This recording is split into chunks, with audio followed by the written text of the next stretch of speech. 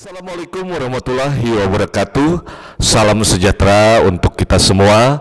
Om Swastiastu, Namo Buddhaya, salam kebajikan, rahayu.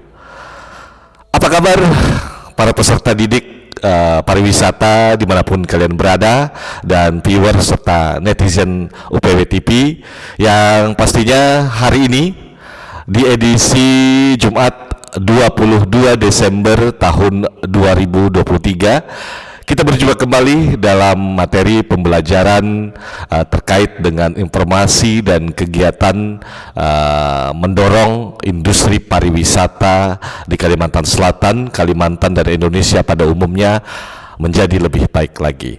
Ya, tetap saksikan dan like and subscribe UPW TV bagi peserta didik pariwisata dan juga netizen dan viewers dimanapun kalian berada. Nah, hari ini materi pembelajaran kita terkait dengan hal yang berhubungan juga dengan materi-materi pembelajaran kita sebelumnya, ya.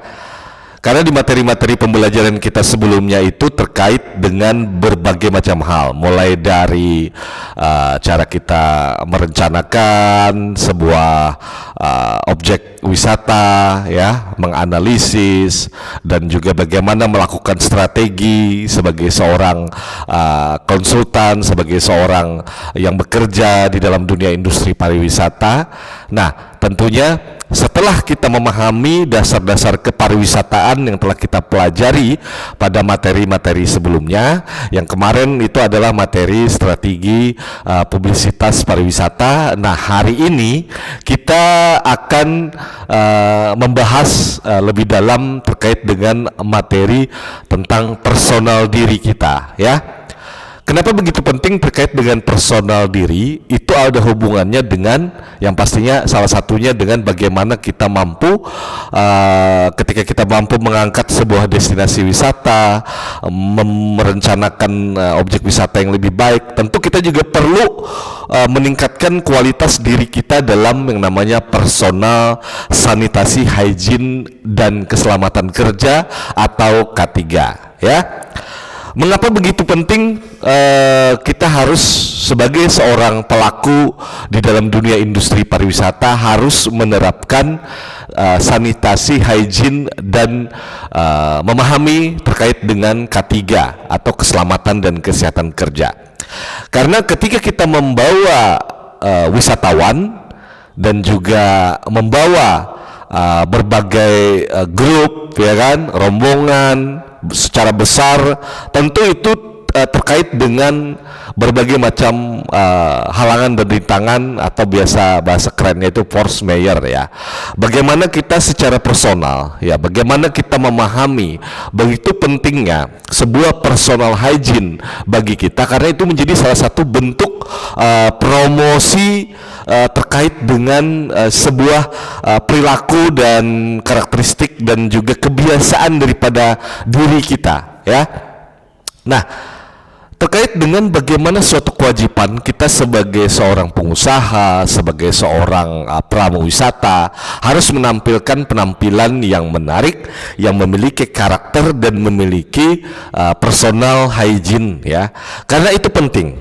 Mengapa begitu penting namanya personal hygiene? Yang Bapak catatkan dari berbagai referensi dan akhir hari ini di edisi 22 Desember 2023 Bapak rangkumkan, akan Bapak sampaikan mengapa kita penting meningkatkan namanya personal hygiene. Nah, personal hygiene itu apa sih, Pak? Nah, pengertian dari personal hygiene adalah suatu kebersihan diri, yaitu upaya seseorang dalam memelihara kebersihan dan juga kesehatan dirinya untuk memperoleh kesehatan fisik, ya. Itu personal hygiene, ya. Bagaimana kita dapat membawa wisatawan domestik dan mancanegara ketika kita sendiri tidak menampakkan sebuah citra sabta pesona, ya. Karena di dalam citra sabta pesona itu ada yang namanya kebersihan, ya. Kebersihan adalah sebagian daripada iman, ya. Nah, itu terkait dengan personal hygiene kita. Kita mampu memberikan penampilan yang baik, artinya dari situ kita dapat melihat bahwa profesionalitas dari sebuah produk yang jasa yang akan kita jual itu terlihat dari personel sumber daya manusia kita, ya. Mengapa begitu penting kita bukan cuma sekedar untuk personal hygiene, tapi bagaimana kita membawa akomodasi, transportasi dan berbagai hal ketika kita ingin mengunjungi ke tempat objek wisata itu, ya. Itu tadi personal hygiene, ya. Tujuannya dari personal hygiene yaitu yang pasti memelihara kebersihan diri, kemudian menciptakan keindahan, kemudian serta meningkatkan derajat individu sehingga dapat mencegah timbulnya penyakit pada diri sendiri maupun terhadap orang lain, ya. Nah, mengapa di era kasus COVID kemarin begitu pentingnya sebuah personal hygiene dan K3? Karena itu harus dilengkapi dengan sangat-sangat selektif ketika seseorang ingin menuju ke tempat tujuannya, itu harus memakai masker, membawa hand sanitizer, ya, memakai pakaian yang mudah rileks di di badan, ya, tidak terlalu ribet dan juga tidak terlalu mengotori kondisi personal hygiene kita. Agar apa? Ketika kita sudah melaksanakan tugas kita, tentu peralatan ataupun personal hygiene kita harus segera dibersihkan atau membersihkan diri, ya. Nah, di zaman era COVID kemarin kita melihat begitu selektifnya kita dalam mendukung agar tidak terjadinya penyebaran COVID-19. Nah, itu semua diantaranya adalah sub daripada bagian bagaimana kita memperbaharui diri kita untuk mengikuti aturan dari pemerintah pusat dan Badan Organisasi Kesehatan Dunia atau WHO, untuk kita ketika kita sudah habis dari luar kita harus membersihkan diri, mandi, ya kan, melakukan aktivitas hygiene agar mengurangi intensitas hal-hal yang tidak diinginkan terhadap tubuh kita, ya. Nah, adapun ruang lingkup hygiene itu yaitu yang pertama itu personal hygiene atau kebersihan perseorangan. Nah, yang kedua itu hygiene. Nah, hygiene itu artinya suatu ilmu kesehatan yang mencakup keseluruhan faktor yang membantu mendorong adanya kehidupan yang sehat baik perorangan maupun melalui masyarakat. Nah, itu tadi dua ruang lingkup hygiene, ya. Nah, kemudian manfaat hygiene kita dan juga objek wisata, tempat di destinasi wisata, kenapa perlu menerapkan sanitasi hygiene dan K3? Itu banyak sekali tentu manfaatnya. Yang pertama, memastikan terhindarnya dari hal-hal yang tidak diinginkan dan tentunya merupakan aktivitas yang selalu kita harapkan tempat atau objek wisata kita itu bersih, ya. Nah, kemudian yang kedua, melindungi setiap individu dari faktor lingkungan yang dapat merusak kesehatan fisik dan mental. Nah, yang ketiga, tindakan pencegahan terhadap penyakit menular. Kemudian yang keempat, tindakan pencegahan terhadap kecelakaan kerja, ya. Nah, adapun contoh daripada sebuah tindakan hygiene kita sebagai pelaku dan juga masyarakat yang bekerja di dalam dunia industri pariwisata. Contohnya, ya, secara sederhana, ya, 3M, ya. Itu tadi, mencuci tangan hingga bersih setiap kali kita selesai makan. Kemudian mandi dan menggosok gigi secara teratur untuk menjaga kebersihan tubuh. Kemudian menjaga kebersihan makanan dan juga makanan yang telah diolah. Kemudian 3M plus, ya, menjaga kebersihan semua peralatan memasak dan wadah makanan. Nah, itu semua itu di berbagai sektoral, ya, baik itu personal diri, tempat rumah makan, restoran, bar, kafe dan semuanya itu wajib menerapkan sanitasi hygiene. Itu tadi 3M plus, ya kan, ya. Oke. Nah, tadi macam-macam personal hygiene yang merupakan salah satu tindakan keperawatan dasar yang perlu kita miliki dan pahami, ya, kita sebagai pelaku pariwisata. Yang pasti kita harus mengecek perawatan kulit kepala kita, rambut kita secara merata di seluruh tubuh, mata, hidung, telinga, gigi dan mulut, perawatan kuku, tangan, perawatan premium dan perawatan tubuh, ya, yaitu tadi berbagai macam, ya, aktivitas yang kita lakukan. Ya, kenapa banyak sekali faktor yang mempengaruhi hygiene secara personal? Ya, ada faktor-faktor mengapa begitu penting kita menerapkan personal hygiene di setiap industri pariwisata. Ya, nah tentunya faktor atau manfaat faktornya ya tadi yang saya Bapak sebutkan terkait dengan bagaimana kita terus membudayakan untuk menciptakan sarana prasarana yang bersih baik secara personal maupun di tempat objek wisata ya. Nah, kemudian yang tentunya manfaat daripada hygiene, hidup lebih disiplin dalam kerja, dan hal ini bisa terwujud karena kenyamanan kerja salah satunya berasal dari kualitas kebersihan dan kesehatan. Begitu juga kenyamanan daripada objek wisata tersebut ya. Nah, kita juga selalu mendorong kepada siapapun ya, wisatawan domestik maupun mancanegara untuk membuanglah sampah pada tempatnya ya. Itu yang hal sesederhana. Ketika kita berkunjung, yuk kita tetap kampanyekan selalu menjaga kebersihan diri dan lingkungan agar apa? Bukan cuma kita saja yang menikmati objek atau destinasi pariwisata tersebut, tapi juga orang lain. Nah, marilah kita bersama-sama. Karena dengan hidup sehat, kita akan lebih percaya diri dan tentunya hidup penuh arti untuk orang lain, dan tentunya membuat nyaman dan aman yang merupakan sebuah simbol ataupun tertinggi dari sebuah arti dari derajat kesehatan ya.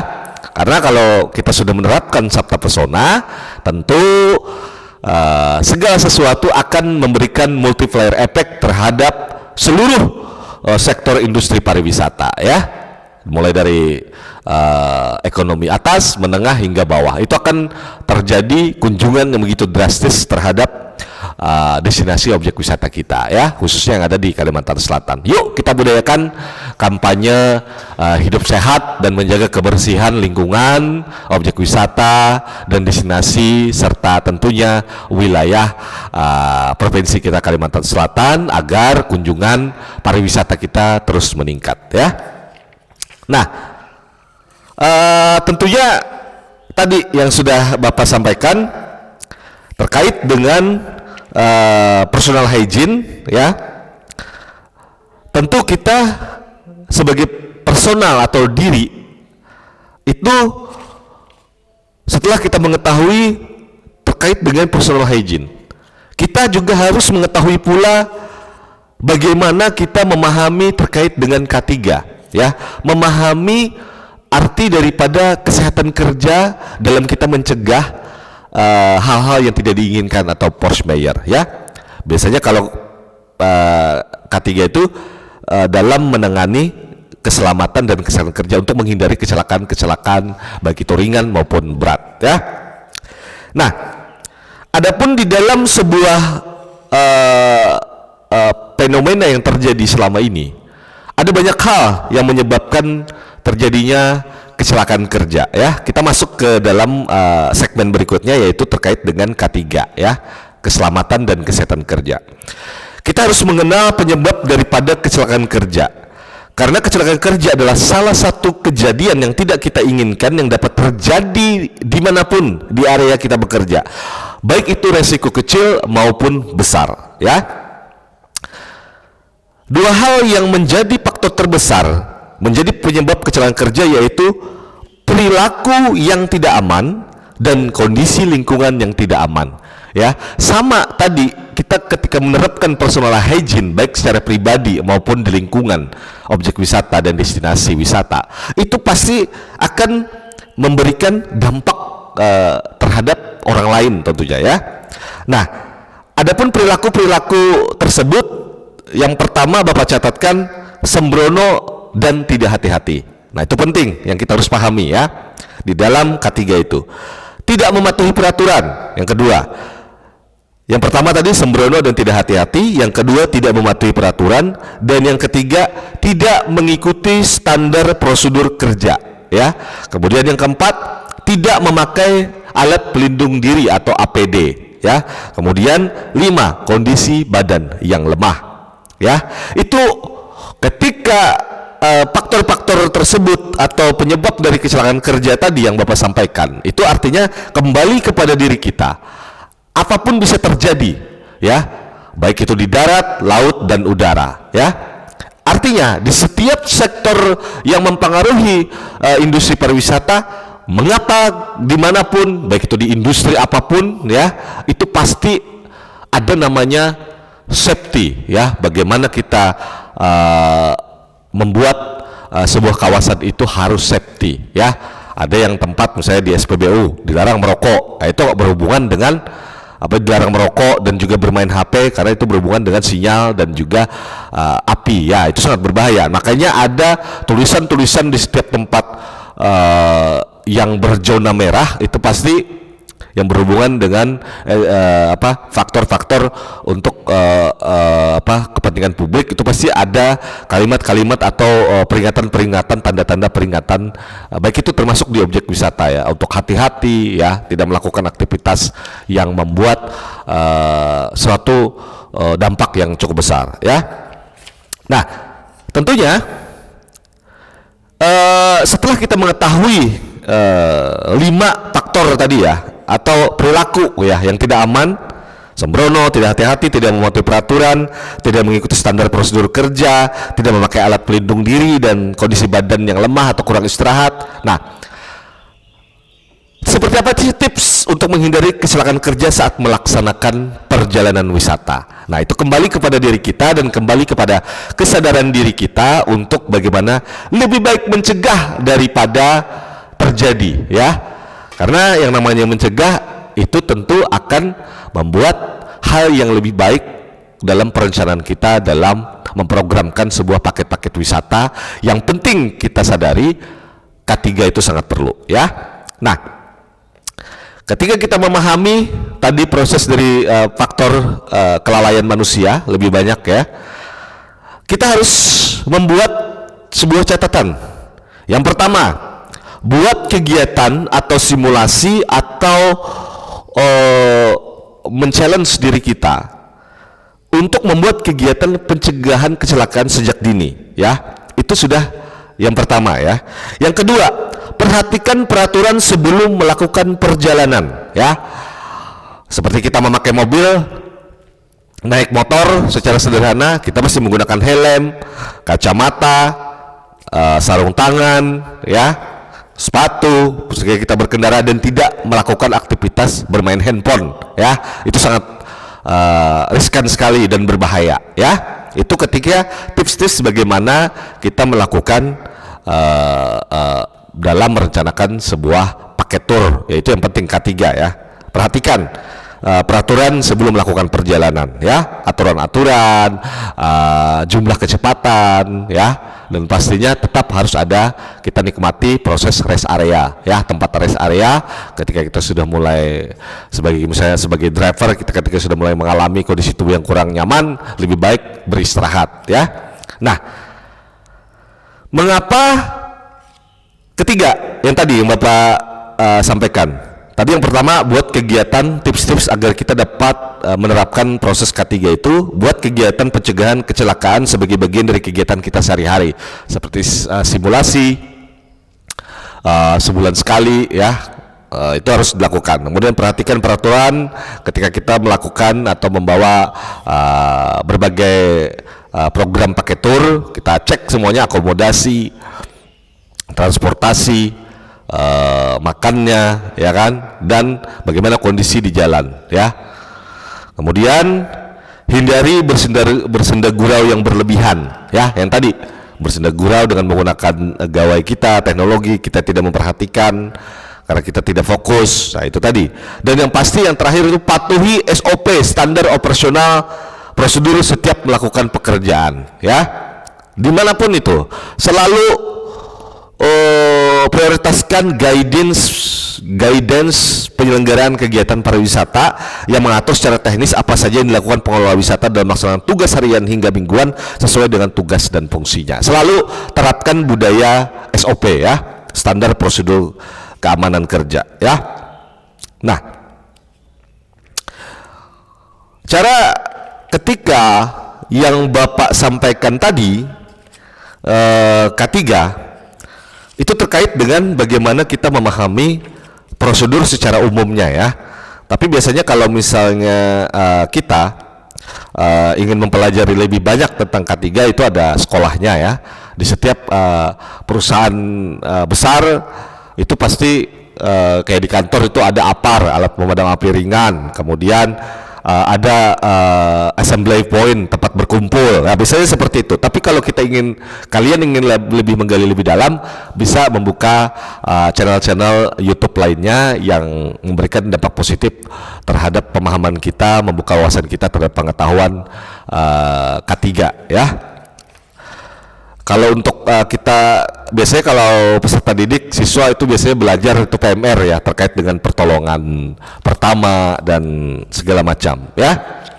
Nah, ketika kita di dalam perjalanan, tentu perlu pentingnya kita hal-hal yang harus memperhatikan oleh seorang petugas perjalanan wisata. Ketika kita kesiapan tadi, kesiapan fisik, kesiapan sarana prasarana ya.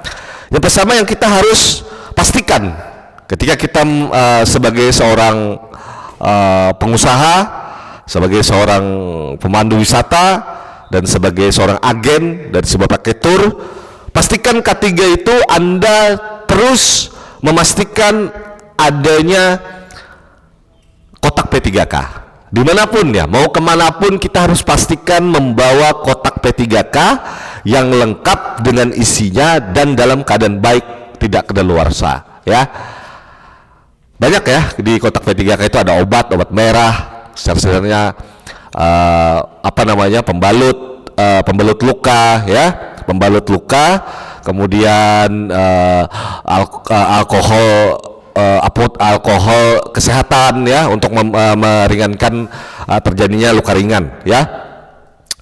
Nah, tentu ketika hal-hal terjadi, misalnya kita di setiap objek wisata, kita tidak boleh sembarangan melakukan pertolongan pertama ketika kita tidak memiliki lisensi atau pelatihan khusus ya.